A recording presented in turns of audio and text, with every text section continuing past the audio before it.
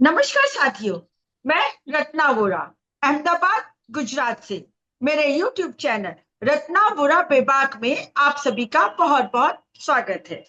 साथियों, जैसा कि आप जानते हैं कि सप्ताह के अंत में लगभग हर रविवार को मैं पूरे सप्ताह की जो मुख्य घटना होती है उसको लेकर हम अपने किसी मेहमान को आमंत्रित करते हैं। फिर वो चाहे सामाजिक कार्यकर्ता हो सकते हैं, किसी भी पक्ष के प्रवक्ता हो सकते हैं, या फिर जो सामाजिक न्याय की लड़ाई में जुड़े हुए बुद्धिजीवी हो सकते हैं। ऐसे लोगों को मैं हर सप्ताह अपने कार्यक्रम में इनवाइट करती हूँ। तो आप जानते हैं कि गुजरात के एक प्रवक्ता है सागर शाह जी, जो बहुत ही बेबाक है, बहुत निडरता से अपनी बात को करते हैं, और जो उनकी बात होती है वो डंके की चोट पे कहते हैं। तो आज हमारे साथ जुड़ चुके हैं कांग्रेस के प्रवक्ता सागर शाह जी। मैं उनका स्वागत करती हूँ। और आज के जो हमारा मुख्य विषय है ये बिहार की रैली।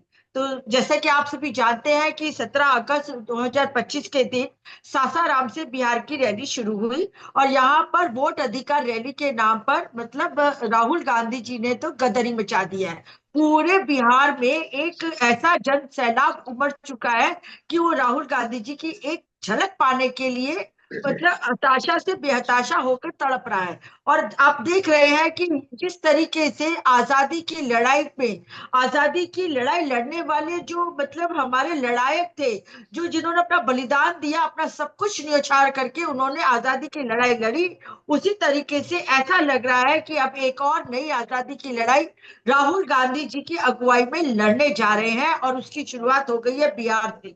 बिहार में जिस तरीके से वोटर अधिकार रैली चल रही है, उसमें अब ये 25 जिलाओं को कवर कर चुकी है लगभग। और इस वोटर अधिकार रैली में जो जन सैलाब उमड़ के आया है उसके बारे में सागर शाह जी आप क्या कहना चाहते हैं, अपनी टिप्पणी दीजिए।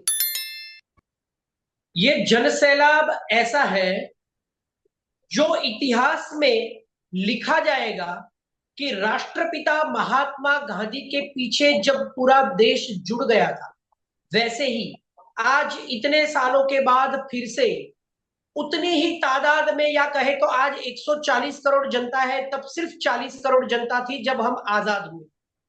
तो उस मुकाबले अगर देखा जाए तो दुगनी पूरे देश की जनता आवाम आज गांधी जी के बाद राहुल गांधी के पीछे जुड़ चुकी है।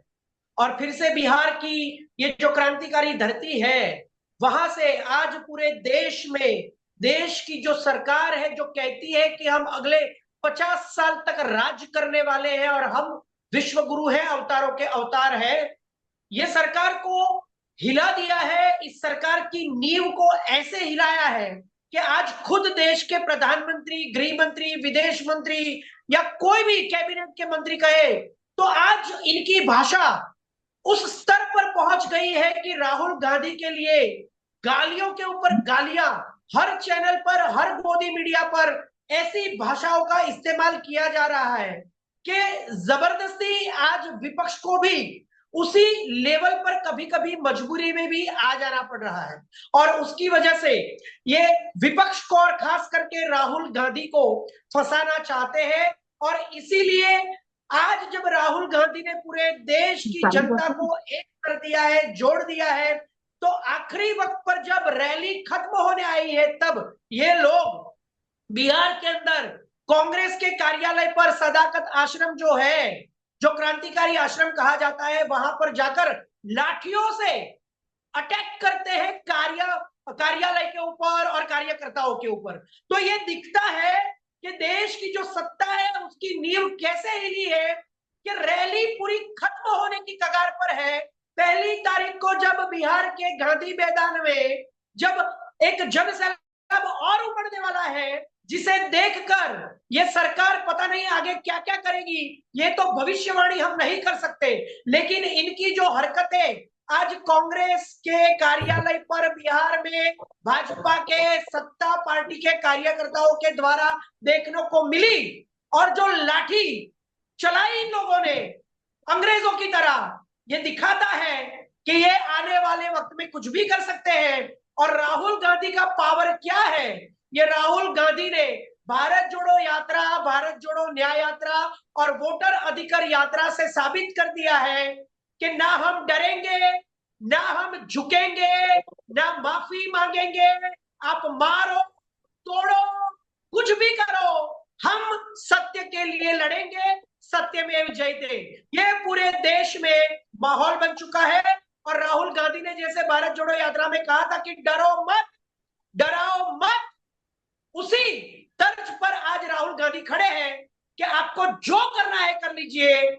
आपकी चोरी जैसे हमने कर्नाटक में पकड़ी, अब आगे हरियाणा में पकड़ने जा रहे हैं, महाराष्ट्र में पकड़ने जा रहे हैं, गुजरात में भी हमने थोड़ा चोरी का घटस्फोट कर दिया है। और लोकसभा की एडीआर और वोट फॉर डेमोक्रेसी ने जैसे बोला था कि 80 सीटों में गफला किया है, ऐसी लोकसभा 2024 की 70 से 80 सीट्स के अंदर जो चोरी की गई है उसको भी राहुल गांधी डंके की चोट पर उजागर करने जा रहे हैं। ये परिणाम है पिछले 16 दिन की इस यात्रा का।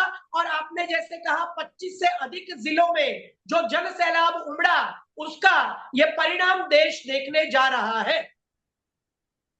जी, बहुत बहुत धन्यवाद। आपने बहुत ही डिटेल में अच्छी तरीके से इस रैली को किस तरीके से संपन्न होने जा रही है बताया। अब मेरा अगला प्रश्न मैं आपसे ये जानना चाहती हूँ कि इस रैली के दौरान ही जाहिर मंच से एक व्यक्ति उठा, उसने हाथ में माइक ले लिया और हमारे जो देश के प्रधानमंत्री हैं नरेंद्र मोदी जी की माता जी के बारे में काफी अपशब्द बोले। और उसके बाद से तो प्राइम टाइम मीडिया में बहुत सब और गोदी मीडिया में इसी के ऊपर डिबेट चालू हो गया। परंतु यहाँ पर बाद में सोशल मीडिया में भी एक नई ट्रेंड चालू हुई, एक नया डिबेट चालू हुआ कि ये तो वास्तव में खुद ही भारतीय जनता पार्टी का ही नुमाइंदा था और वो किसी तरीके से कांग्रेस के मंच पे आ गया और उसे माइक ले लिया और गालियां दी। तो खैर उसकी पुलिस ने मतलब अरेस्ट तो कर लिया है। पर यहाँ पे सवाल ये होता है कि माता को गाली देना, इट मीन्स कि नरेंद्र मोदी और उनकी टीम मतलब भारतीय जनता पार्टी की टीम ने खुद ये उनकी माता जी को गाली दिलवाने के लिए एक षड्यंत्र तो नहीं रचा। क्योंकि आप देखिए कि जिस तरीके से नरेंद्र मोदी जी जब उनकी माता जी स्वर्गवासी नहीं हुई थी, जीवित थी, तब भी जब मिलने जाते थे तो चारों तरफ कैमरे का जमावड़ा लेके जाते थे। हमने तो आज तक नहीं देखा कि कोई अपनी माता जी को मिलने जाता हो, चाहे कोई बड़ा प्रधानमंत्री हो, प्रेसिडेंट हो या कुछ भी हो, अपनी माँ को मिलने जाए और कैमरा लेके जाए, हमने नहीं देखा था। परंतु हमारे नरेंद्र मोदी जी जो कि प्रधानमंत्री है आज की तारीख में, उन्होंने हमें दिखा दिया कि भी माँ को मिलने जाओ तो भी कैमरा लेके जाओ। कहने का मतलब यह है कि जब उनकी माता जी जीवित थी तब भी उन्होंने उनका उपयोग किया। और उसके बाद आप जब वो बेचारी नहीं रही, स्वर सिधार चुकी है, इस दुनिया में ही नहीं है, तब भी उनका नाम लेके उनके नाम से गालियां पड़वा के, गालियां दिलवा के, सोचिए कितनी निम्न और घटिया किस्म की ये राजनीति हो गई है कि एक स्वर्गवासी माता जी को गालियां दिलवाई है खुद भारतीय जनता पार्टी ने षड्यंत्र रच के कांग्रेस से मंच से। और फिर उन्होंने इस बार भी माता जी का नाम का दुरुपयोग किया, स्वर्गीय माता जी का दुरुपयोग किया। तो उसके बारे में आपका क्या कहना है, विस्तार से बताइए जी। देखिए किसी का भी कैसे दुरुपयोग करना है, जब जरूरत पड़े तब, और जैसे ही जरूरत खत्म हो जाए तो कैसे उसे लात मारकर अपनी जिंदगी से, अपने पक्ष से या राजनीति से निकालना है। नरेंद्र मोदी ने पिछले गुजरात के 12 साल और केंद्र के 11 साल में पूरे देश को दिखा दिया है। मैं आपको बताना चाहता हूं इनकी मॉडस ऑपरेंडी यही होती है कि ये विपक्ष के ऊपर ऐसे ही हमले करते हैं। राजस्थान के अंदर जो कन्हैया लाल की मौत हुई थी, उसको जो मारने वाला था, जिसने कन्हैया लाल का गला काट दिया था, वो मुस्लिम था, लेकिन था वो राष्ट्रीय स्वयंसेवक संघ आरएसएस और भाजपा का ही आदमी। और वो मुस्लिम को ही भेजा ताकि लोगों को ये लगे कि मुस्लिम ने गला काटा, लेकिन वो था भाजपा का और आरएसएस का व्यक्ति। और उसके ऊपर इन लोगों ने फिल्म भी बनवाई। देखिए वो फिल्म फ्लॉप हो गई तो उसका जो प्रोड्यूसर डायरेक्टर है वो बड़े मंच से कहता है कि देश के अंदर आज भी राष्ट्रभक्ति, प्रेम भक्ति, देशभक्ति की कमी है हिंदूज के अंदर। हिंदू बाहर नहीं आए मेरी फिल्म को देखने के लिए, वरना मेरी फिल्म सुपर डुपर हिट हो जाती। तो हिंदू को उकसाते हैं ऐसी फिल्में बनाकर भी, तो आप बाहर आइए और लड़िए। ये काम करते हैं। ऐसा ही काम आज फिर से जैसे राजस्थान में किया कन्हैया लाल की हत्या के मुद्दे को लेकर, यहां पर कांग्रेस की रैली से, सभा से एक ऐसे मुस्लिम व्यक्ति को ही भेजा, फिर से वही मॉडस ऑपरेंडी है। कितने मूर्ख है कि बार बार पकड़े जाने पर भी यही मॉडस ऑपरेंडी का यूज करते हैं कि मुसलमान को भेजो। अब गरीब मुसलमान पैसों के लिए कुछ भी करने के लिए तैयार हो जाते हैं। इनके हिंदूज भी तो पाकिस्तान के लिए जासूसी करते हुए पकड़े गए हैं। प्रदीप कुरुलकर हो, डीआरडीओ का वैज्ञानिक हो, चाहे कोई भी हो, तो ऐसे हर जाति में, हर कास्ट में, हर कम्युनिटी में मिलते हैं जो पैसों के लिए भी काम करते हैं। तो एक मुस्लिम व्यक्ति को भेजकर नरेंद्र मोदी ने खुद अपनी माता जी के ऊपर गाली दिलवाई हो, ऐसा पूरा प्लॉट खुल जाता है। जैसे नरेंद्र मोदी जी या ट्रंप या पाकिस्तान ने मिलकर पहलगाम करवाया हो, वो भी प्लॉट एक खुल गया है और लोग मानते हैं, ऐसा ही यहाँ पर दिखते हैं। और मैं आपको बताना चाहता हूं कि माता जी के ऊपर गाली की बात करते हैं, ये लोग माता जी के ऊपर गाली की बात करते हैं। 2014 के बाद ये कल्चर, ये संस्कृति, माता जी, भाभी, बेटी, माँ, बहनों के ऊपर ये गाली देने का कल्चर इनके ही राज में शुरू हुआ है। देश के प्रधानमंत्री ने बंगाल की महिला मुख्यमंत्री को कहा था पियक्कड़ की तरह, दीदी ओ दीदी। फिर सोनिया गांधी को कहा था जर्सी गाय, और राहुल गांधी को कहा था जर्सी गाय का बछड़ा। सोनिया गांधी को तू तड़क करके कहा था। ये कांग्रेस की कौन सी विधवा थी जो अपने बैंक अकाउंट में देश के पैसे लेती थी? यही है वो लोग जो गालियां देते हैं संसद में बैठकर। प्रधानमंत्री ने कहा था रेणुका चौधरी, जो कांग्रेस की बहुत ही सीनियर नेता है, उनके बारे में जब वो हंसी थी कुछ बात पर, तो बोला था कि रामायण के बाद, इतने सालों के बाद, 5000 साल के बाद पहली बार मैंने संसद में ऐसी हंसी देखी। अब सीता जी तो नहीं हंसती थी ऐसे, है ना? कोई और तो मतलब नहीं हंसता था, तो हंसता था कौन? रामायण महाभारत में कौन हंसता था? पूतना हंसती थी, सुपर्णखा हंसती थी। तो ऐसी महिलाओं के बारे में ऐसे शब्द प्रधानमंत्री इनडायरेक्टली यूज करते हैं, है ना? तो कितने सारे, इनका जो एक व्यक्ति है निशिकांत दुबे, वो महिलाओं को क्या बोलता है?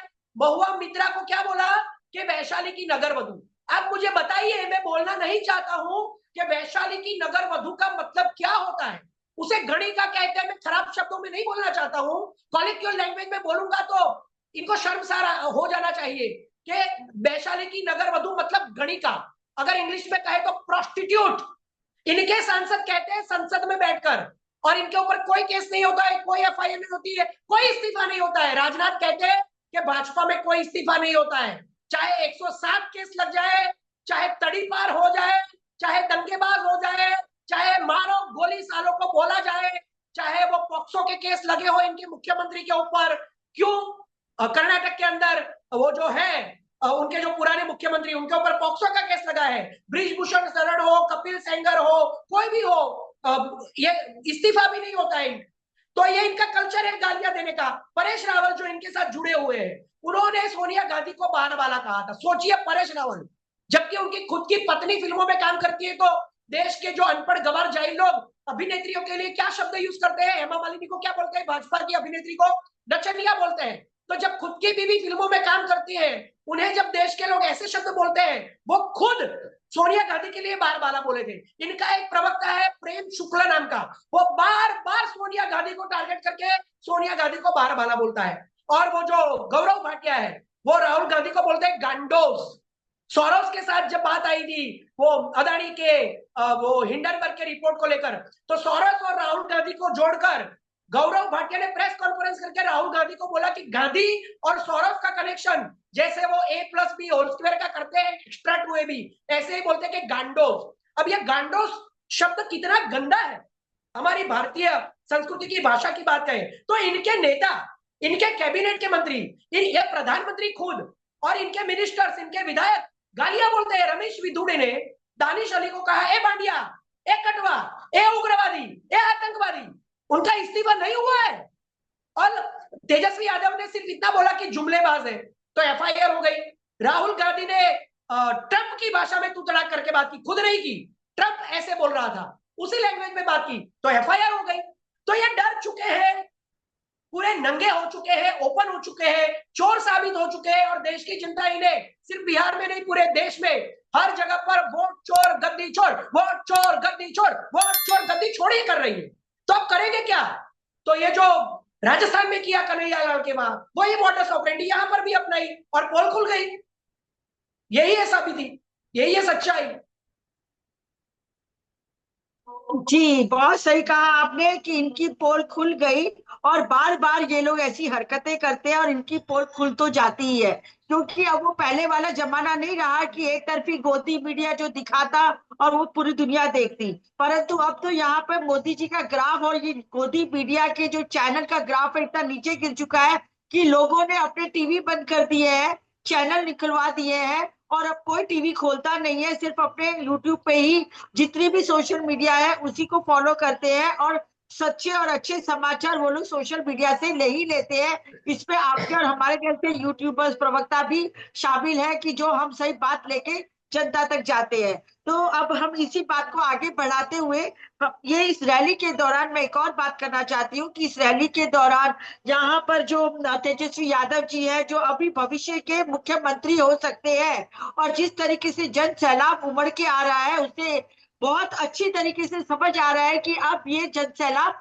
तेजस्वी यादव की तरफ है, राहुल गांधी जी की तरफ है। और साथ ही में यहाँ पर इस रैली में तमिलनाडु के जो सीएम है एम के स्टैलिन वो भी हाजिर रहे थे, साथ में कर्नाटका के सीएम है सिद्धारमैया जी वो भी हाजिर रहे थे, प्रियंका वडेरा जी है गांधी वो भी हाजिर रही थी। इसके बाद अब जो कल जो रैली का समापन होने जा रहा है उसमें लगभग लगभग सभी इंडिया गठबंधन के जितने भी घटक दल हैं और वो सभी हाजिर रहने वाले हैं, उसमें चाहे ममता बनर्जी हो या फिर हमारे एनसीपी के शरद पवार जी हो, सुप्रिया शीले जी हो, सभी लोग यहाँ पर हाजिर रहने वाले हैं ऐसा सुना जा रहा है। तो आप बताइए कि इस रैली का इम्पैक्ट पूरे भारत पर कैसा पड़ेगा जी।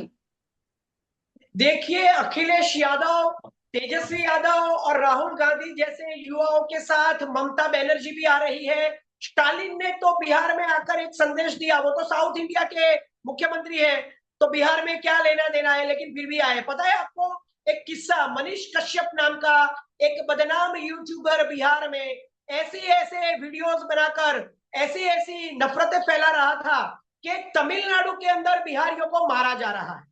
फिर इस मनीष कश्यप को तमिलनाडु के अंदर अरेस्ट किया गया।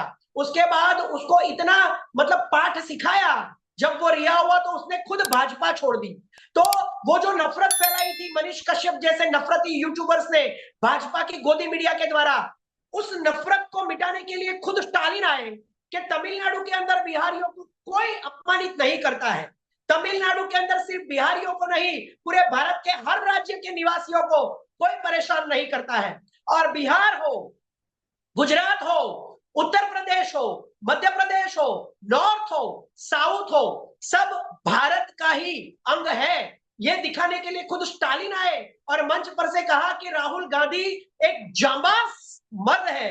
लोग कहते थे कि इंडिया अभी टूटा, अभी टूट जाएगा, अभी टूटा, अभी टूट जाएगा। कितने साल हो गए, 240 में लपेट लिया लोकसभा 2024 में, उसमें भी 80 चोरी की है, उसके रिपोर्ट भी दे दिए। मतलब प्रधानमंत्री के 160 के अंदर लपेट दिया।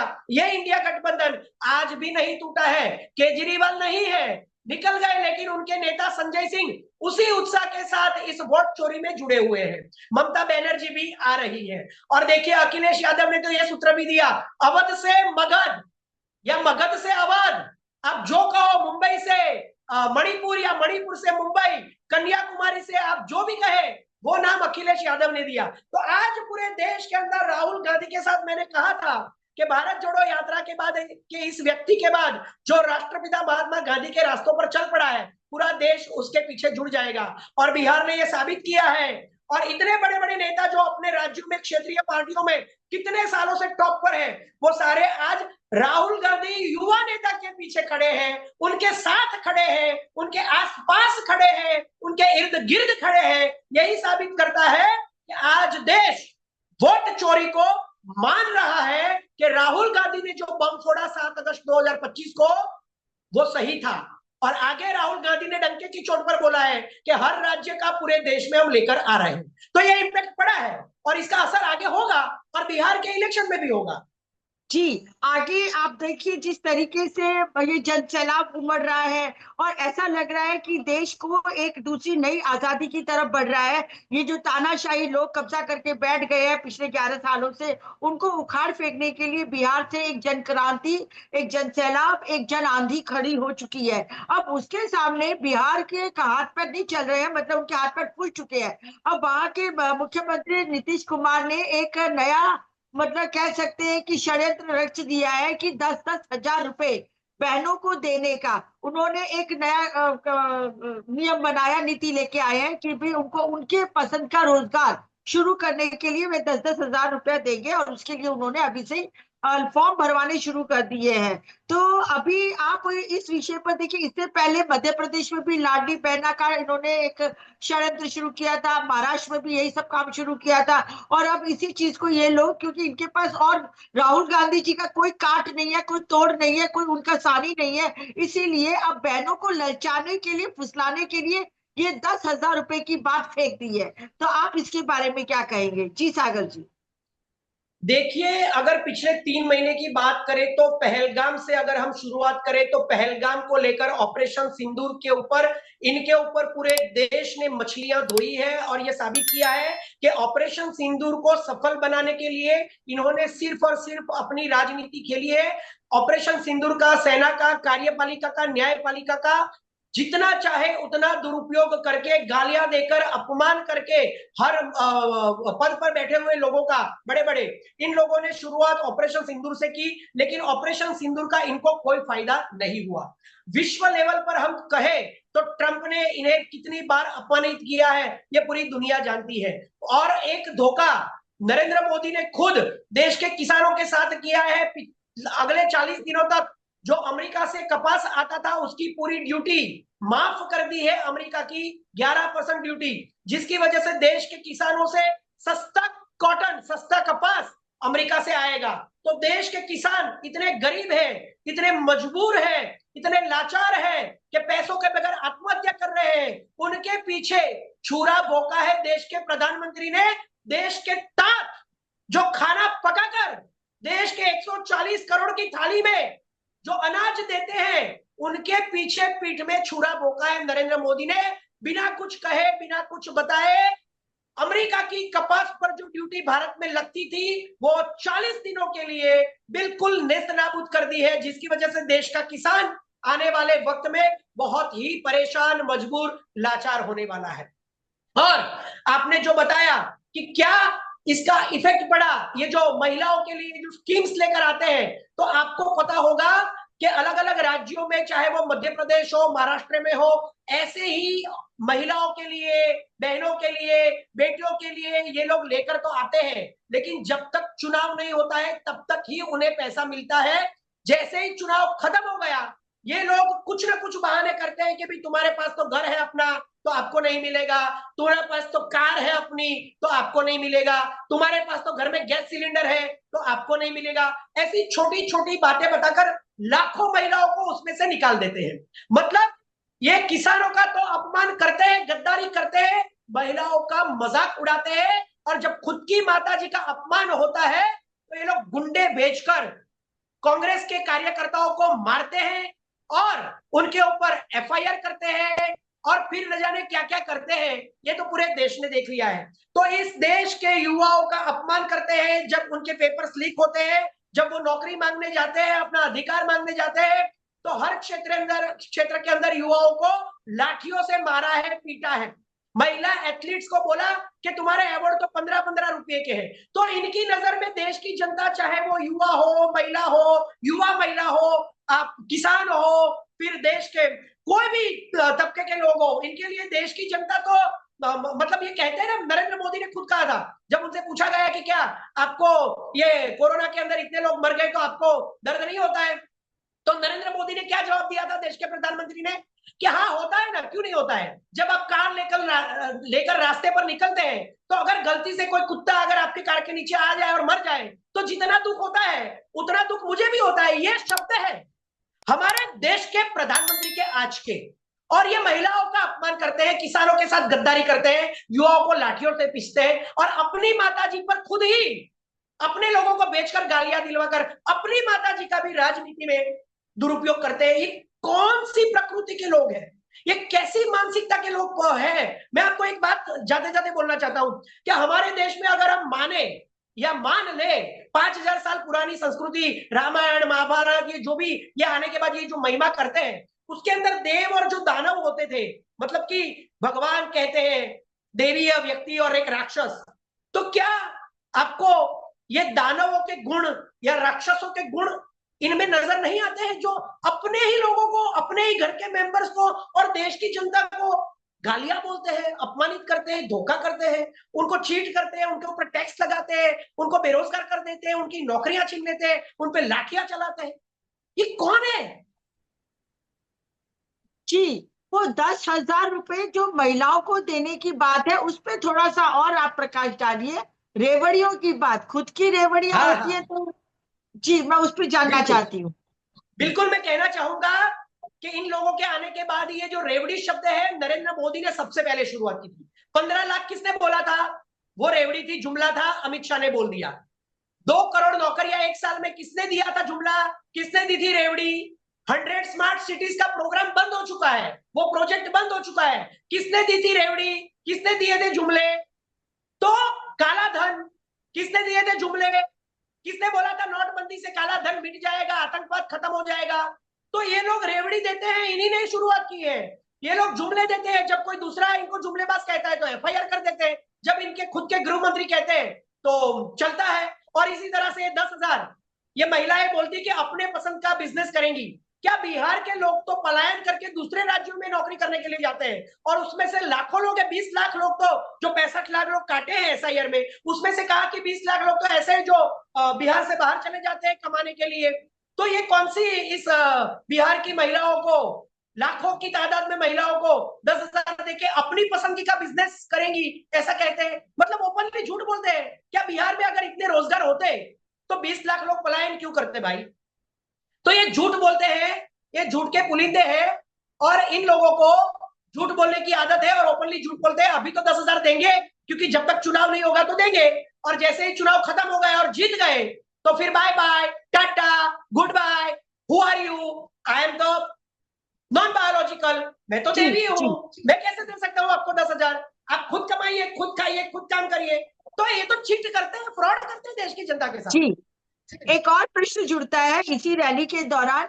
यहाँ पर अमित शाह ने अपने एक सभा में बोला था कि घुसपैठिया घुसपैठिया रैली, इन्होंने मतलब वोटर अधिकार रैली के बदले बोला था कि ये घुसपैठिया रैली है। घुसपैठिया मतलब कि अमित शाह खुद ही जो बिहार के लोग हैं उनको घुसपैठिया कह रहे हैं। तो ये कहा था कि जायज है कि आप जो बिहार के लोग जो रैली में जुड़ रहे हैं, जो जनसभा में जुड़ रहे हैं, जो राहुल गांधी जी, तेजस्वी यादव जी के पीछे जुड़ रहे हैं, पूरे के पूरे बिहार वालों को ही वो घुसपैठिया कह रहे हैं। घुसपैठिया कहने का मतलब ये है कि आप उनको अपने देश का नागरिक नहीं मान रहे हैं। तो यहाँ पर जो अमित शाह ने घुसपैठिया बोल के एक तरह का आरोप लगा दिया है, उसके बारे में आप क्या कहना चाहेंगे? जी सागर जी। देखिए, अगर इनकी गंदी मेंटालिटी को कोई समझेगा, मानसिकता को, तो ये नाम तो घुसपैठियों का दे रहे हैं। इनके कहने का मतलब है, मतलब मंच पर कहने का, ओपनली जो कहते हैं, तब वो कहते हैं कि जो बाहर से आए हैं वो घुसपैठिए, जैसे बांग्लादेश से आए। लेकिन दरअसल अगर आप इनको समझेंगे तो ये कहना चाहते हैं कि इस देश में जो मुसलमान रहते हैं ना, मुसलमान जो इस देश के नागरिक है, जो विभाजन के बाद, पार्टीशन के बाद भी इसी देश में रहे, इस देश को अपना समझकर, ये लोग इन्हें ही घुसपैठिया कहते हैं। आप समझिए इस बात को। ये बार बार बिना कोई कारण दिए घुसपैठिया बोलते हैं, क्योंकि जो 65 लाख लोगों के नाम काटे हैं उसमें तो खुद चुनाव आयोग ने बोला कि 20 लाख लोग बिहार के तो पलायन करके जो नौकरी पर चले जाते हैं वो है, 20 लाख वो लोग हैं जो मर गए हैं, जबकि ऐसा है नहीं, और 20 लाख ऐसे लोग हैं जिनके पास अपने पहचान नहीं है। तो ऐसा करके इन लोगों ने 65 लाख लोगों को काट दिया। तो चुनाव आयोग के हिसाब से तो इसमें एक भी बांग्लादेशी नहीं है, एक भी नेपाली नहीं है, एक भी अफगानिस्तान का नहीं है, एक भी पाकिस्तान का नहीं है। तो ये कहां से आए? तो ये तो हमारे देश के ही लोग हैं। तो ये लोग इनको घुसपैठिया कहते हैं। अब ये कहेंगे कि देखो, अब आप इस देश के नागरिक नहीं हो क्योंकि आपके पास कार्ड नहीं है, आप चुनाव की लिस्ट में नहीं हो, वोटर लिस्ट में नहीं हो, तो अब इनके घरों पे ये बुलडोजर भी चलाने जाएंगे। तो ये घुसपैठिए कहते तो है कि भाई बांग्लादेशी, लेकिन एक भी बांग्लादेशी तो है नहीं। तो ये घुसपैठिए किसको कहते हैं? गरीबों को, पिछड़ों को, दलितों को और देश के मुसलमानों को कहते हैं। आपको ये समझ लेना चाहिए। और इनका यही एक मंशा है कि देश में गुजरात 2002 की तरह एक बार ऐसा हो जाए और देश के मुसलमानों को गुजरात के मुसलमानों की तरह ऐसे पाठ पढ़ाए जाए ताकि वो वापस चले जाए पाकिस्तान, बांग्लादेश, अफगानिस्तान, जहां जाना है जाए। तो ये देश के मुसलमानों को जो विभाजन के बाद, पार्टीशन के बाद इस देश में रह रहे हैं, जो 25-30 करोड़ की तादाद में है, ये इन्हें ही घुसपैठिया कहते हैं। आप समझिए इनकी मंशा को। ये बांग्लादेशी लोगों को तो कहते ही है, साथ में इनको भी बार बार कहते हैं कि ये जो घुसपैठी है वो आपकी संपत्ति हड़प लेंगे, ये जो घुसपैठी है वो आपकी भैंस ले जाएंगे, ये घुसपैठी है जो यहाँ पे मुजरा करते हैं कांग्रेस के साथ जुड़कर। ऐसे शब्दों का इस्तेमाल देश के प्रधानमंत्री 2024 की लोकसभा चुनाव में करते थे। तो ये घुसपैठिए सिर्फ बांग्लादेशी, पाकिस्तानी, अफगानिस्तानी नहीं है, इनकी नजर में देश के मुसलमान विभाजन के बाद जो यहाँ पर रहे हैं उनको भी अपमानित करते हैं कि ये भी घुसपैठिए हैं। इसे समझ लीजिए। जब ये घुसपैठिए बोले तो ये अपने दिमाग में रखिए देश के लोग। जी जी जी, बहुत बहुत धन्यवाद। आपने सभी मुद्दों पर, सभी प्रश्नों का बहुत ही सही तरीके से जवाब दिया और मैं समझती हूँ कि आज की हमारा जो ये वार्तालाप है हमारे दर्शकों को बहुत पसंद आएगा। और इसके साथ ही आप यहाँ जुड़े, आपका मैं धन्यवाद करती हूँ। और साथ ही मेरे सभी दर्शक मित्रों का भी मैं धन्यवाद करती हूँ कि आप हमारे इस चैनल पे जुड़े रहते हैं और हमें मतलब हौसला अफजाई होती है जिस तरीके से आप हमारे इस चैनल को अप्रिशिएट करते हैं। मैं चाहती हूँ कि आगे भी आपको यदि मेरे वीडियोस पसंद आते रहे तो मेरा वीडियो है, मेरा चैनल का नाम है रत्ना वोरा बेबाक। आप उसे ज्यादा से ज्यादा सब्सक्राइब कीजिए, ज्यादा से ज्यादा शेयर कीजिए, लाइक कीजिए। साथ ही आप मुझे इंस्टा, फेसबुक और एक्स पर भी फॉलो कर सकते हैं। फिर मिलती हूँ एक नए विचार के साथ, एक नई वीडियो के साथ। नमस्कार, मिलते हैं।